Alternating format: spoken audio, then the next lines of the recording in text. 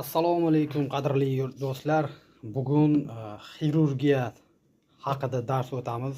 Ya'niki operatsiya bo'lgan joy yoki biror joy kesilib, tikilgan joyi qanday qilib перевязка deydi, rus tilida odработка qilishni bugun o'rgatamiz. Buning uchun suyultirilgan yod kerak bo'ladi va mana xlorgechiskiy suv kerak bo'ladi va antiseptik va eng asosiysi bu ishlarni qilishdan oldin mana sovunlab yuvasiz qo'llarni va mana bint va mana bunday lekoplaster kerak bo'ladi. Bular bilan siz tana a'zosini qanday qilib yuvib o'zingizni o'zingiz перевязка qilishingiz mumkin bo'ladi.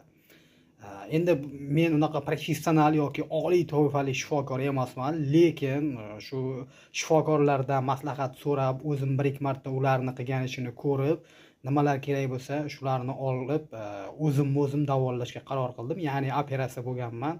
Bo'ynimdan shuni hozir o'zim qanday перевязка qilishni sizlarga ko'rsataman. Albatta video yoqqan bo'lsa like bosing va o'zini o'zi davolaydigan musavvirda bo'lasizmi yoki umuman o'zingizga kerak bo'ladigan dori-darmonlarni olib o'zingizni o'zingiz davolab muolaja qilsangiz bo'ladi. Voqealar rivojini videoni kuzatishda davom eting.